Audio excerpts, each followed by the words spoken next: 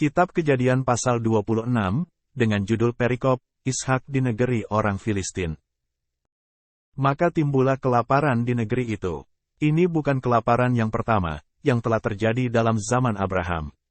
Sebab itu Ishak pergi ke Gerar, kepada Abimelekh, raja orang Filistin. Lalu Tuhan menampakkan diri kepadanya serta berfirman, "Janganlah pergi ke Mesir, diamlah di negeri yang akan kukatakan kepadamu. Tinggallah di negeri ini sebagai orang asing, maka aku akan menyertai engkau dan memberkati engkau, sebab kepadamulah dan kepada keturunanmu akan kuberikan seluruh negeri ini, dan aku akan menepati sumpah yang telah kuikrarkan kepada Abraham, ayahmu. Aku akan membuat banyak keturunanmu seperti bintang di langit. Aku akan memberikan kepada keturunanmu seluruh negeri ini, dan oleh keturunanmu semua bangsa di bumi akan mendapat berkat. Karena Abraham telah mendengarkan firmanku dan memelihara kewajibannya kepadaku, yaitu segala perintah, ketetapan dan hukumku." Jadi tinggallah Ishak di Gerar. Ketika orang-orang di tempat itu bertanya tentang istrinya, berkatalah ia, "Dia saudaraku," sebab ia takut mengatakan, "Ia istriku," karena pikirnya, jangan-jangan aku dibunuh oleh penduduk tempat ini karena Ribka, sebab elok parasnya. Setelah beberapa lama ia ada di sana, pada suatu kali menjenguklah Abimelekh, raja orang Filistin itu dari jendela, maka dilihatnya Ishak sedang bercumbu-cumbuan dengan Ribka, istrinya. Lalu Abimelekh memanggil Ishak dan berkata, "Sesungguhnya dia istrimu, masakan engkau berkata, 'Dia saudaraku'?" Jawab Ishak kepadanya, "Karena pikirku, jangan-jangan aku mati karena dia." Tetapi Abimelekh berkata, "Apakah juga yang telah kau perbuat ini terhadap kami?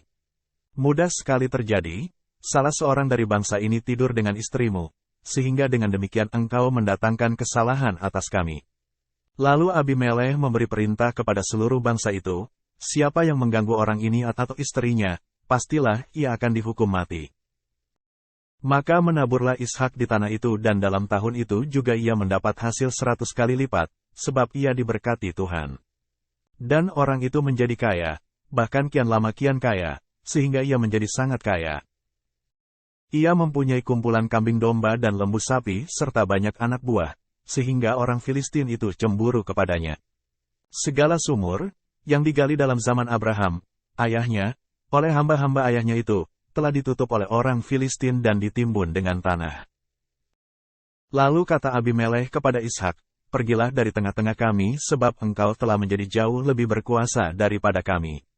Jadi pergilah Ishak dari situ dan berkemahlah ia di lembah Gerar, dan ia menetap di situ. Kemudian Ishak menggali kembali sumur-sumur yang digali dalam zaman Abraham, ayahnya, dan yang telah ditutup oleh orang Filistin sesudah Abraham mati.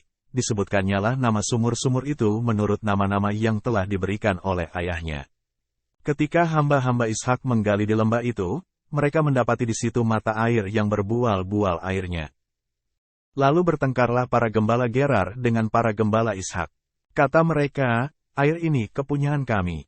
Dan Ishak menamai sumur itu Esek, karena mereka bertengkar dengan dia di sana. Kemudian mereka menggali sumur lain, dan mereka bertengkar juga tentang itu. Maka Ishak menamai sumur itu Sitna. Ia pindah dari situ dan menggali sumur yang lain lagi, tetapi tentang sumur ini mereka tidak bertengkar. Sumur ini dinamainya Rehobot, dan ia berkata, "Sekarang Tuhan telah memberikan kelonggaran kepada kita, sehingga kita dapat beranak cucu di negeri ini." Dari situ ia pergi ke Bersyeba. Lalu pada malam itu Tuhan menampakkan diri kepadanya, serta berfirman, "Akulah Allah ayahmu Abraham, janganlah takut, sebab aku menyertai engkau, aku akan memberkati engkau dan membuat banyak keturunanmu karena Abraham, hambaku itu." Sesudah itu Ishak mendirikan mezbah di situ dan memanggil nama Tuhan. Ia memasang kemahnya di situ, lalu hamba-hambanya menggali sumur di situ. Datanglah Abimelekh dari Gerar mendapatkannya, bersama-sama dengan Ahuzat, sahabatnya, dan Pikhol, kepala pasukannya. Tetapi kata Ishak kepada mereka, "Mengapa kamu datang mendapatkan aku? Bukankah kamu benci kepadaku, dan telah menyuruh aku keluar dari tanahmu?" Jawab mereka, "Kami telah melihat sendiri, bahwa Tuhan menyertai engkau. Sebab itu kami berkata, baiklah kita mengadakan sumpah setia, antara kami dan engkau, dan baiklah kami mengikat perjanjian dengan engkau. Bahwa engkau tidak akan berbuat jahat kepada kami, seperti kami tidak mengganggu engkau, dan seperti kami semata-mata berbuat baik kepadamu dan membiarkan engkau pergi dengan damai, bukankah engkau sekarang yang diberkati Tuhan?" Kemudian Ishak mengadakan perjamuan bagi mereka, lalu mereka makan dan minum. Keesokan harinya pagi-pagi bersumpah-sumpahanlah mereka. Kemudian Ishak melepas mereka, dan mereka meninggalkan dia dengan damai. Pada hari itu datanglah hamba-hamba Ishak memberitahukan kepadanya tentang sumur yang telah digali mereka, serta berkata kepadanya, "Kami telah mendapat air." Lalu dinamainyalah sumur itu Sheba.